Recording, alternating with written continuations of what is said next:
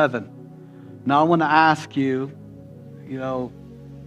how many of you have, like I said, really dug in to the concept of heaven in your Bibles? A few of you, like 2 people, smart women, smart ladies. I have, and I've been doing it more and more, and I think it's really important. I think there's 2 things that we're lacking in our Christendom, in our church today, that are really important, and I think Satan is attacking them viciously. I think one of them is the importance and reality of the importance of Israel concerning the return of Jesus. And the second, I think, is heaven. The first, when we realize the importance of Israel coming to the saving knowledge of Messiah and taking their rightful place and being the light to the nations, when we perpetuate that as much as we are trying to reach the world, and I'm speaking generally as the Gentile church, Satan will no longer have authority and rule on this planet. It says that when the fullness of the Gentiles come in, and I believe that is a full revelation for the Gentile church of the importance of Israel, when they come to that knowledge, then the Jewish people will begin to come to the saving knowledge of Jesus. We've been called to make them jealous and draw them into relationship with Jesus. And then when that happens, Jesus is going to come back, and Satan's going to lose his foothold of the kingdom that's been given to him here on the earth. Jesus is going to come back. He's going to lock him up for 1,000 years. And Satan knows this. Let me ask you, do you think Satan knows this reality? He knows the Word, probably better than a lot of us do. He used the Word against Jesus, the very Word. So he understands. So he's fighting against that reality in the church today. They think it's allegorical. They think that it's not a real truth, but it's a picture, a shadow of truth, but it's a real truth. And the second is the reality of heaven. That is our final destination. That is the point and purpose of all of this. It's the point. I love in Exodus, the Lord gives Moses the blueprint for the tabernacle. And he says, make it exactly like this. And he gives the reason why to make it exactly like this. Because I want to dwell with you. That's God's plan, is to dwell with us. Now, Satan was dwelling with God in heaven. And he was expelled out of heaven. So he hates you because he knows that you're going to get to dwell with God in heaven. And he no longer gets to do that. So he wants to blind the church to the reality of Israel and their importance, because that will help usher in. It says you can hasten the day of the return of the Lord. You can hasten it. Or you can prolong it. That's what the Bible says. He knows that his days will be numbered, that his time will end. And he also knows that if he can keep you not wanting that and not wanting heaven to come back and not having your hope in it, by rejecting it, then you'll be hopeless, and therefore you'll be bound, and he'll be able to beat you up, and he'll be able to manipulate you, and he'll be able to do what we see is happening in the church today. So I feel like part of my calling is to equip the Gentile church and the Jewish people to understand the importance of Israel, the importance of the Jewish people, to ushering in the return of the Messiah, and also to help encourage you to stay strong and stay hopeful and to long to see your home. Love the early church fathers had something they called the beatific vision. And it literally means like to make a happy sight. And it was all about gazing upon heaven now and longing for the day that we get to see God face to face. And that's what it's going to be like. And again, I think how many of us have heard different things like, and you thought like this earth will be gone. Like how many of you consider heaven as like you'll be a disembodied spirit? You'll just be floating around. That this isn't actually our home. That you've read in Peter that it's all going to be burnt up. And you've heard all these different preachers say things like, you're not going to remember who you were. And you're not going to remember who your family was. And you're not going to remember anything. So we're going to walk through scriptural truths that are going to probably reject a lot of what, if you're honest, you think about heaven and what it's going to be like. We had this thought process that it's spiritual and ethereal. Is that the right word, Dr. Tom? Yeah. That it's just far off and it's spiritual and that it's not literal and not real. But let me tell you, that's not what Peter thought. That's not what Paul thought. That's not what Jesus thought. That's not what any of the disciples thought when they said, Jesus is now when you're going to restore the kingdom to Israel. They were expecting a literal kingdom on earth. And unfortunately, we're not really expecting that a lot in our church. So this has been really digging in my heart. I've been just digging into it. And then I get in a conversation with a loved one.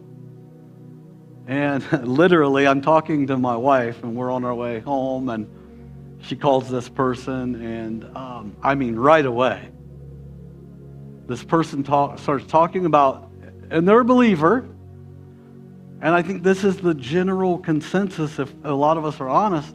She starts talking about the doomsday Christians that are wanting Jesus to come back and deliver us. And wouldn't it be so nice if God shifted America today and actually brought us back and we repented and America prospered again and all of this stuff. And let me ask you, do you see that in our church culture today? We want this, and I'm generalizing, more than we think about heaven. And I think the reason why that is let me tell you, you were created for this. God created the heavens and the earth, populated it with animals, and then put people on it. And then told the people that he put on it to be fruitful and multiply, to cultivate this, be fruitful here. He created man to be on the earth. Now, and then what did he do? He came down in the cool of the day among Adam. And then Adam messed it up. And then God thought, well, I got to burn it all up now, right? The devil got me. That's a lot of times what we think, isn't it? Oh, the devil got me. Listen, God is not giving 1 square inch of his creation to Satan. Not 1 square inch. Not 1 inch. And you long to stay here in a way, although you're not comfortable being here, right? Does that make sense? You long to be here, be with your families. You long to be in your favorite places and do your favorite things. I really love learning. I'm excited about being in school and reading my textbooks, and I really love it. We really love different aspects of this earth, of this world, and we don't want to give them up. And that was the person that I was talking to. I know this was her heart. Like, she loves it because we were created for it. God's not doing away with it. We're not going up. He's coming down, guys. Right? I talked about this when I talked about the millennial reign. We're going up for a wedding, and then we're coming down for a war. Hear me? So I walked through Revelation 19 and 20, and we're going to walk through 21 and 22. We're going to get to the end of the book. And we're going to see something very specific there. That God comes down to man. He created this for us to have dominion over, to rule over, to reign over with Him. I mean, why would God create it? Just to burn it up. And so unfortunately, or it's fortunately, God does what God does. He's good. He knows what He's doing. There's Greek philosophy that entered into the world. There was this man called Plato. Has anybody ever heard of him? And the reality is like Neoplatonism, there's some big words I'm going to use, kind of this new Platonic philosophy is still lingering in the church. There was a man, Philo. Has anybody ever heard of him? Philo of Alexandria. He was a Jewish man. And unfortunately, or fortunately, because God's good, again, I believe in God's complete, absolute sovereignty, that He understands and He knows everything, and He's using it. And I could get into this whole discussion that I got into in our pre-service prayer about the fullness of time that you read about in Galatians and in the Gospel of Mark, and that we talk about in the Torah study, the slavery of Israel and all this stuff. But I don't want to get too... But this thought says that here's the spiritual, and here's anything earthly or like fleshly, right? That the spiritual is good, and that the earth and the flesh and the body is bad. That it's no good. Now, if you read, and I think if a lot of us are honest, when we read the New Testament, we see Paul making kind of statements like that, but there's nothing good in the flesh. We can kind of enter into that philosophy. Like, well, yeah, the flesh is bad, and spirit's good. But we're taking it out of context. That we're taking it with the wrong philosophy. Because what did God do? He created everything, and then He said what? Oh, He said something else. It's very good. He didn't say it's bad. He said it's very good. God doesn't make junk. God doesn't create junk. This earth is good. And so I think, I want us to, as we walk through this, to understand that... I'm going to get ahead of myself, and it's okay, because we'll come back and forth and stuff. Like, you know what a bucket list is, Jennifer? Oh my gosh, I've got to do this, this, and this before I die. So how many of us in here have a bucket list? And you're going to see this place and that place and do this thing and that thing before you go. Because you think that you're not going to have that opportunity again. Guilty. I can be honest. I've had tendencies to think in my mind like, man, I really want to go to Thailand. I want to see those beaches. I want to experience that. I want to eat some street food in Thailand. Hopefully it's not a cat or a dog. But I'm going to eat it. And I think if I don't fulfill that, then I'm not going to have that opportunity. But I'm here to tell you, like, you're going to have that opportunity. I love this thought. Like, you think you have your favorite food now? I think you're going to be surprised when you get to heaven, or heaven comes to earth. Like, the food that we eat now is a part of the fallen world. Your taste buds are fallen. Like, Everything that we experience here is fallen. Like when you see the most beautiful place that you've ever been, guess what? It's a fallen world. Paul says that all of creation, not just the people, but all of creation is groaning in pain and agony, waiting for the resurrection. All of creation is groaning and waiting. So God created earth, put us on it, told us to rule it, and we lost it. Right?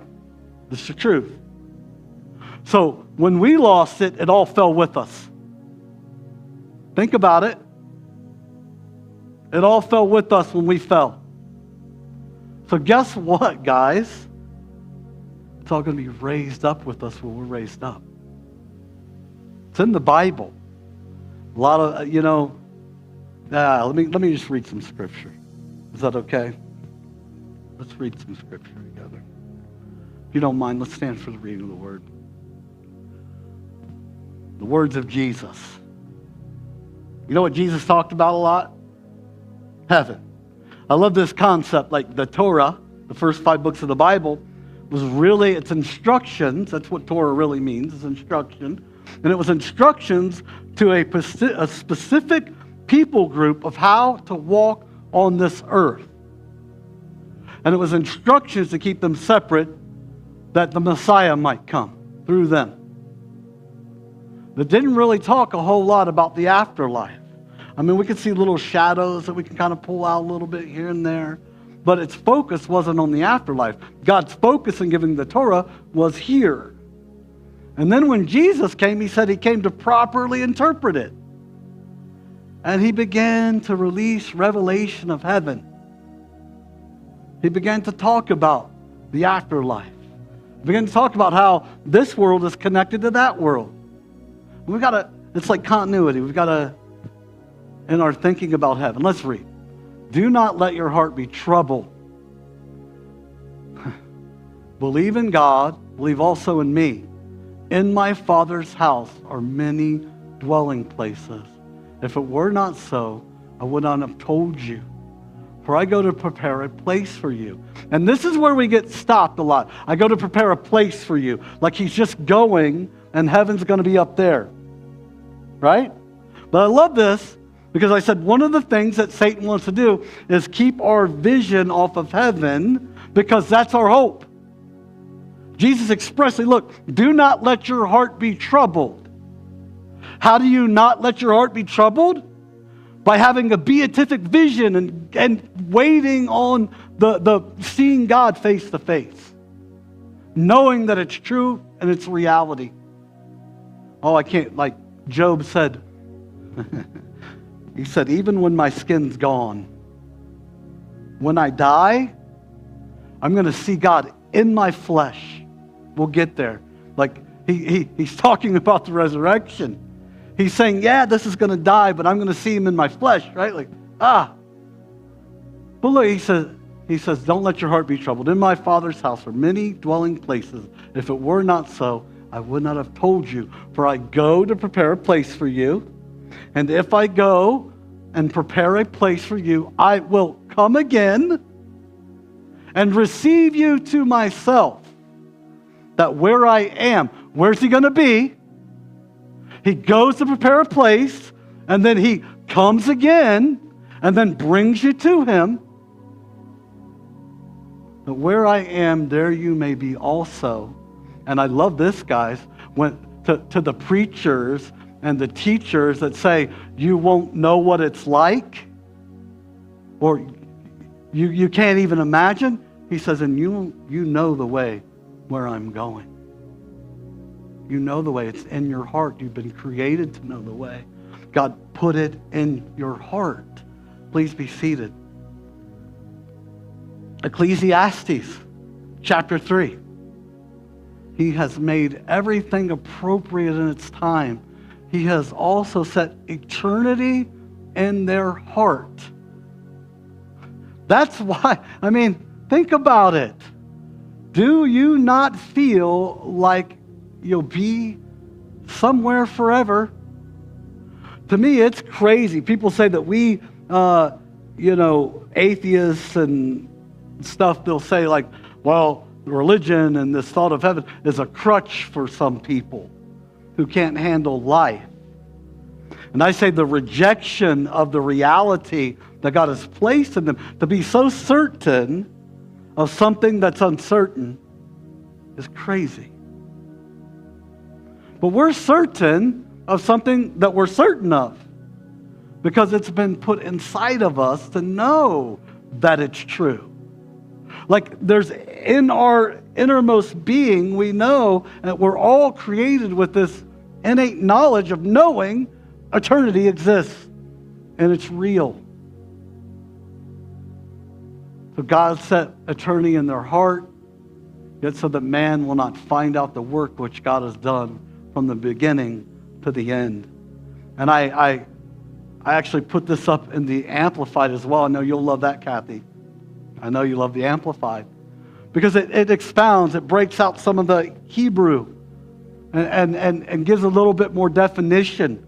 So it's really good. He has made everything beautiful and appropriate in its time. Everything beautiful and appropriate in its time. He has also planted eternity, a sense of divine purpose in the human heart. Your divine purpose is to dwell with God. You realize when you ask people, do it, do you think you're going to go to heaven? For every one person that thinks they may go to hell, there will be 80 people that think they're going to heaven. And they think they're going to heaven, by being a good person, all this, whatever, right? But how many people think they're going to heaven? Like more people than don't. Why? Because eternity's been put in their heart, and that's actually their divine purpose, is to be with God where God is. Now we're going to talk about heaven is where God is, and we're going to see in Revelation 21 that God comes down among men. So what is that? Where would you expect heaven to be? It's where God is, right? Again, we have this divine, a sense of divine purpose in the human heart, a mysterious longing which nothing under the sun can satisfy except God. How many of us are uncomfortable in a crowd and we just want to go home? And then we go home and you're what? You're uncomfortable. You know why? Because we're not there yet. We're not there yet. We long to be there. We long, and nothing can satisfy. Nothing can satisfy. We long to see Him face to face right now. I do. Yes, I have moments where I experience His presence, His Spirit, a lot of them. But man, I cannot wait to see Him face to face. The Bible says that you don't know who you are yet. But you will, because you'll see Him for who He is, and then you'll be like Him. Oh, I can't wait to be like Him, because I'm so not like Him. That's my longing. It's not an escape mission for me. I'm not just looking to get out of the pain of being on earth. I'm like tired of not being like Him. I'm tired of being broken and fallen. I don't want to escape work. I don't want to escape moving forward. I just want to be able to do it like Him. Yet man cannot find out, comprehend, or grasp what God has done, His overall plan from the beginning to the end. Now here's something I want you to consider. A lot of this stuff we're going to continue to revisit and unpack. How many of you heard and maybe even thought that when you get to heaven, you're going to know everything? Nope, wrong. There's only one being that knows everything. You're saying you might as well be Hindu because they think you can become a god. There's only one omniscient being, and that's God. I love learning. I believe the reason why the angels are in heaven going, whoa, holy, holy, holy, because they keep getting revelation of who God is. They keep learning more and more about who God is. And it's going to be forever. I can't wait. I can't wait to see, Jim, I can't wait to see the library in heaven. I just bought like 15 textbooks for one class. Theological history. I love it already. My wife's trying to talk about, shh, I'm reading.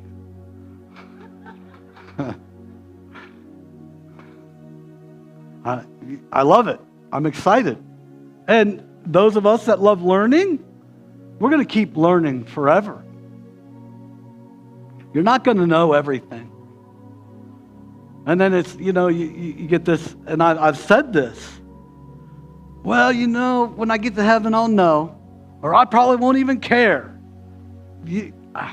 We're going to confront things like you won't know who you are. You won't know the things you experience. You won't know I won't know my wife, and you won't know your parents and all that stuff. We're going to talk about that. We're going to walk through it, and we're going to see that's so wrong. And that's part of the reason why we want to stay here, is because we love our people. We love our parents. We don't want to lose that. Who here wants to lose that? I can't wait to see my mom. I had a dream. This is before I even came to the Lord. Myself, Tabitha, and my brother, we were on the moon. Have I ever shared this with you? We were on the moon, and I knew, I look back on it, I believe it was totally from the Lord. And I was on the moon, and we walked into this station, this lunar station or whatever. There were people everywhere.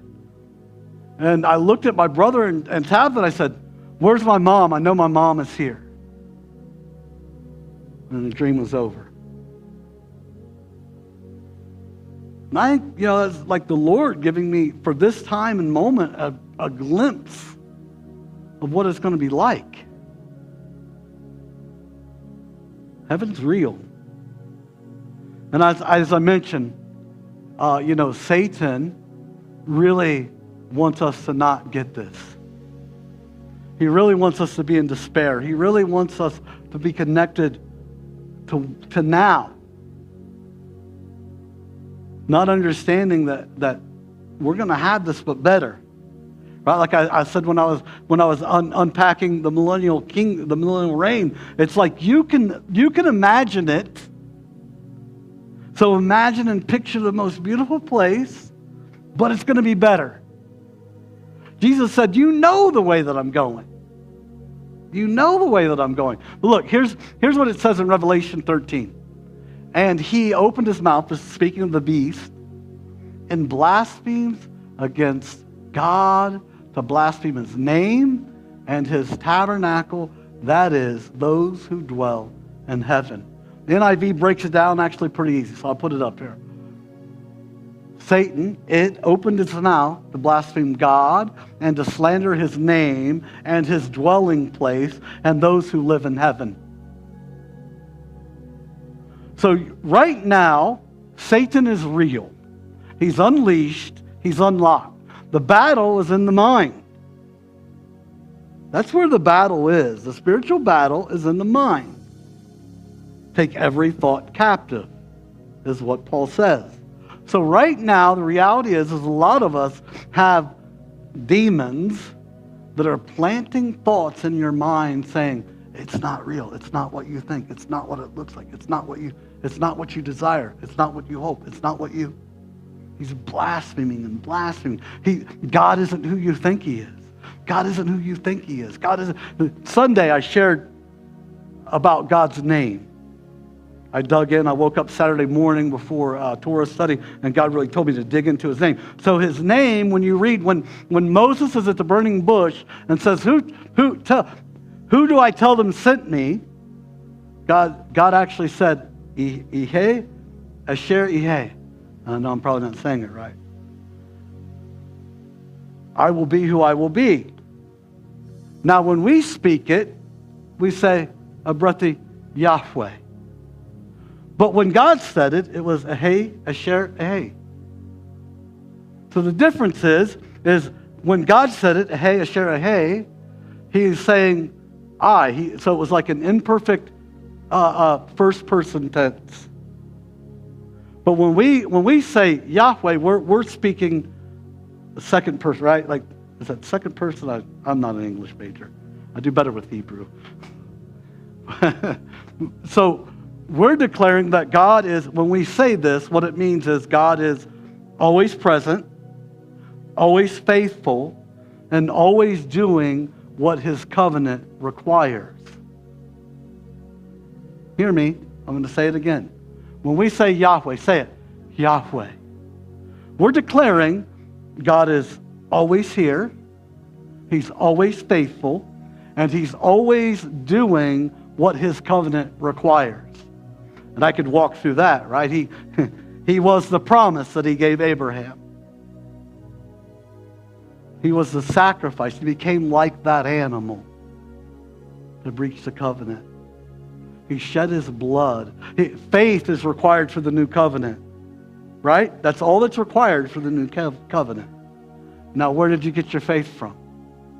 God gave it to you. He is always doing what his covenants require. But Satan is sitting up there or in your ear, his minions, his demons, and they're whispering in your ear, blaspheming God's name, telling you that he's not who he says he is. And he's doing the same thing about heaven. He's doing the same thing about each other. Those who dwell in heaven. You guys are meant and set to dwell in heaven.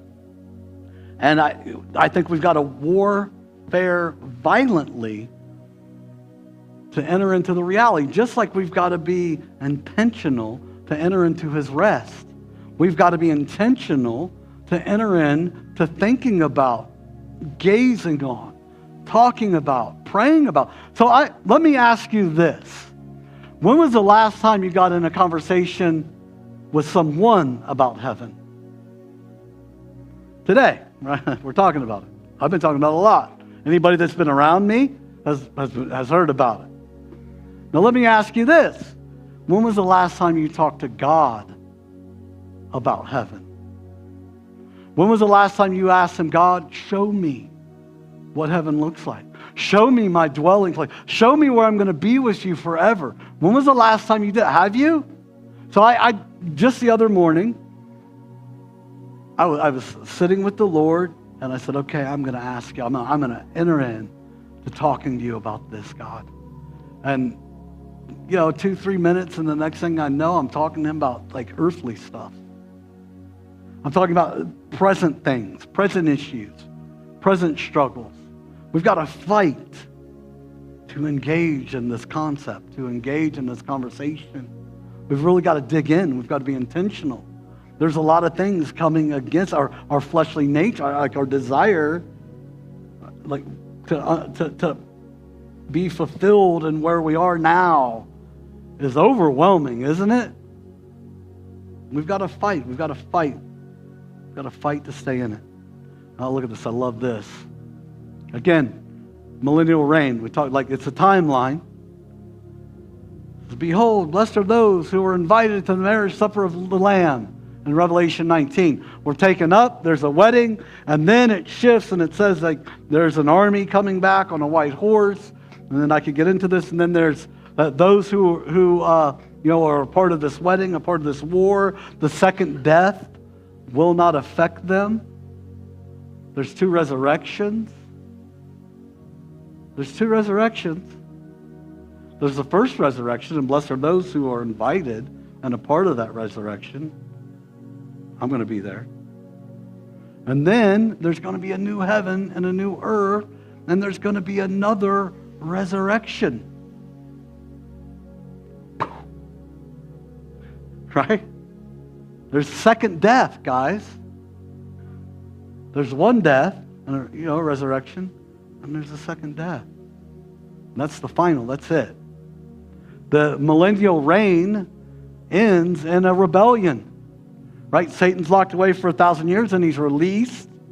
So all these people that we'll encounter, I know I'm getting like, is this okay? You guys all right? Good. We're going to encounter people that are still being born and birthed on the earth, during this 1,000 years. But listen, they're going to be they're not going to be manipulated by Satan, because he's going to be locked up for 1,000 years. So, today when we'll share the gospel with people, you'll see, like, you can tell things are drawing them away. So they're going to completely have free will without deception from Satan to reject God or receive God.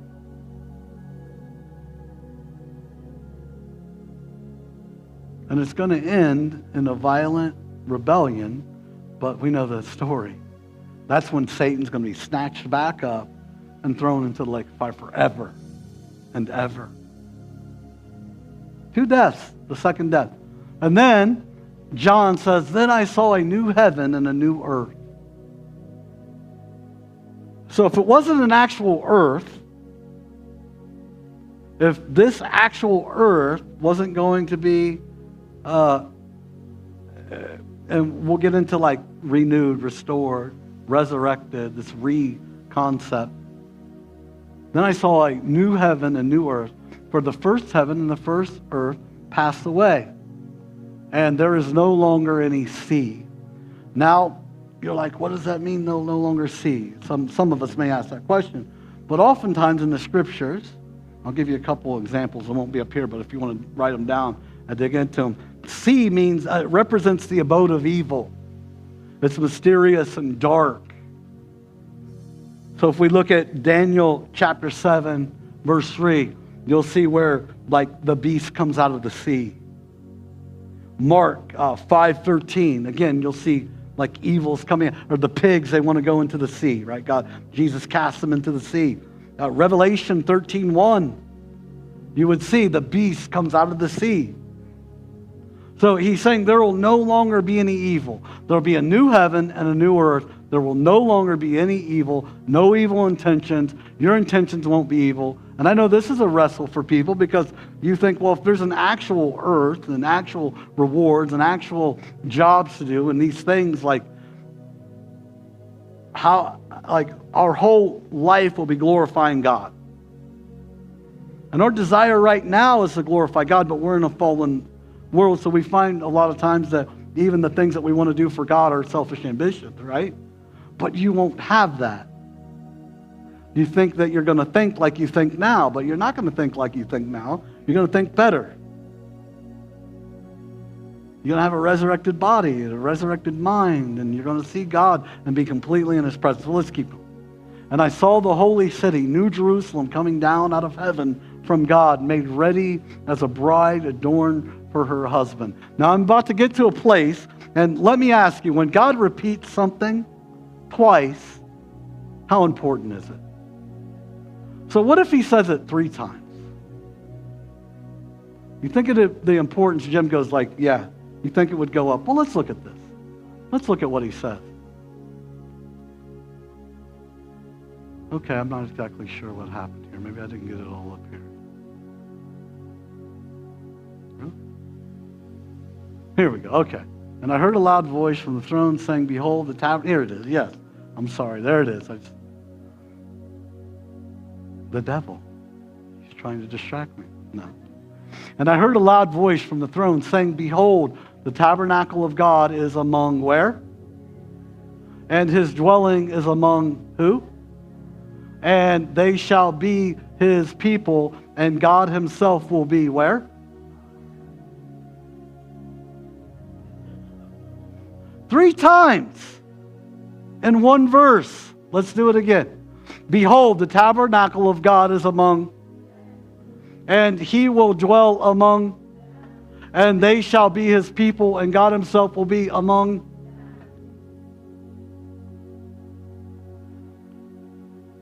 I was going to tell this story.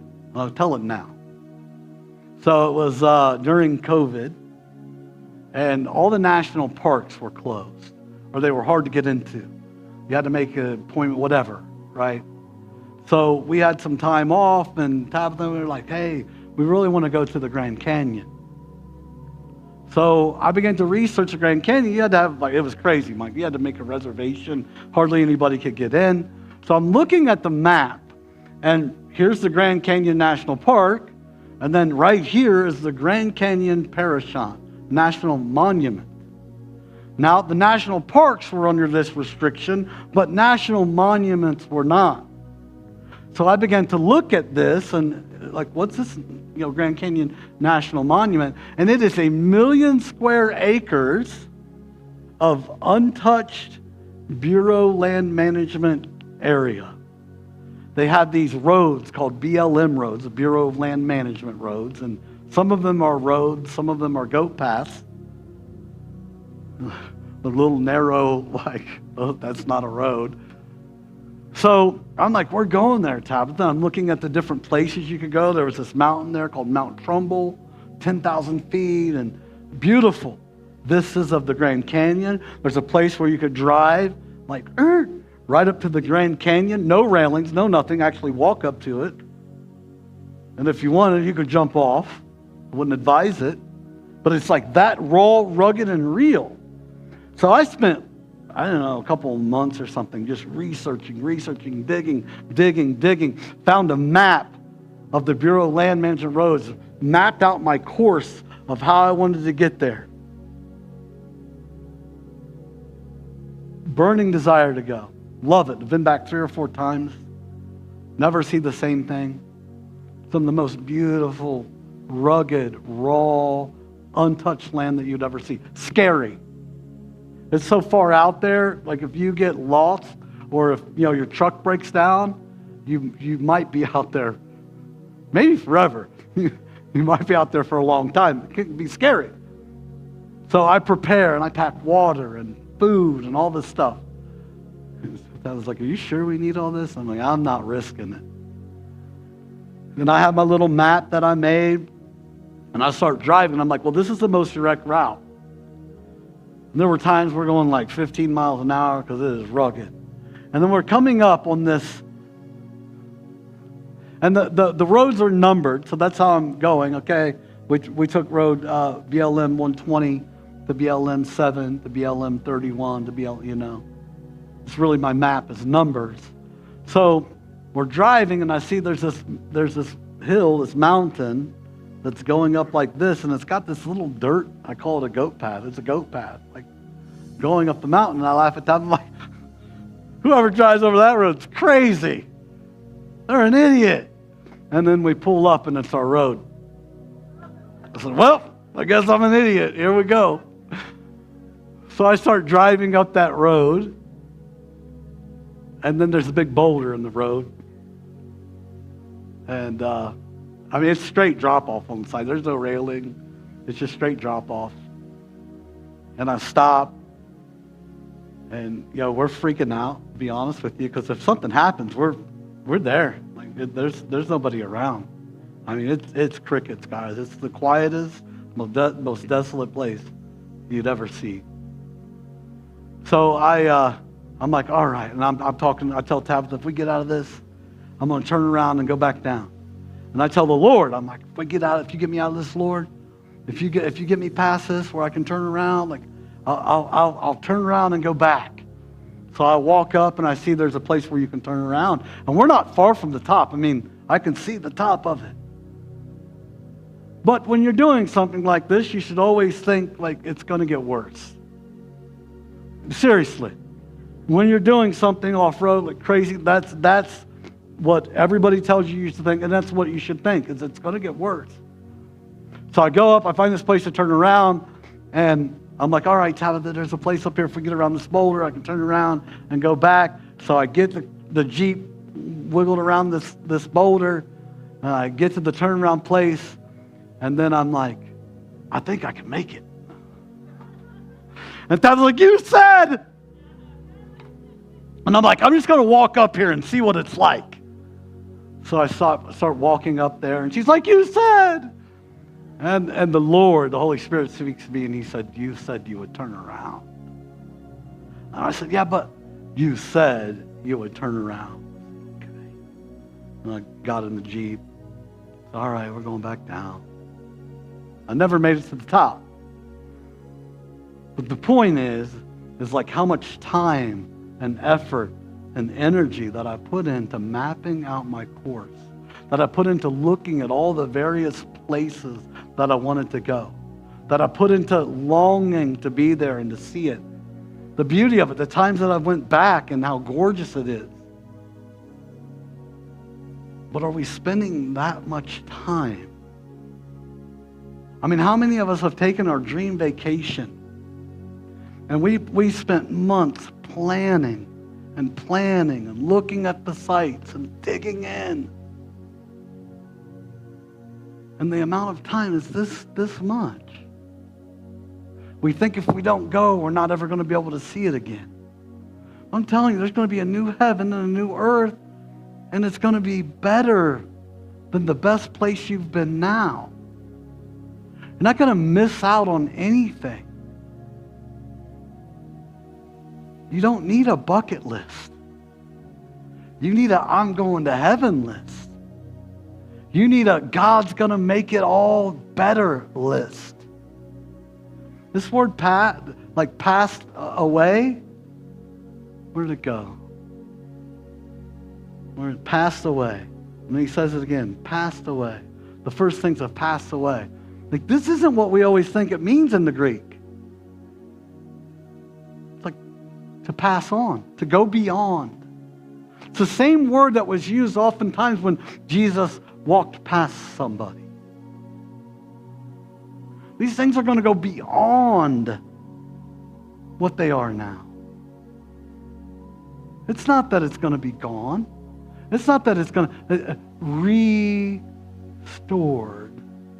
Jesus said, when I restore all things. What's all things? Everything. And literally the word in the Greek means all things. Jesus said, when I restore all things, you're going to sit on thrones with me. He used real-time language. Things that we can understand. Things that we can comprehend. Like, look at this. You've all heard this. Things which eye has not seen, and ear has not heard, and which have not entered into the hearts of man, that God has prepared for those who love them. And how many of us stop right there? Let's be real. And you say, okay, I can't fathom the things that God has for me. I can't even begin to understand them. But look, let's finish Paul's thought.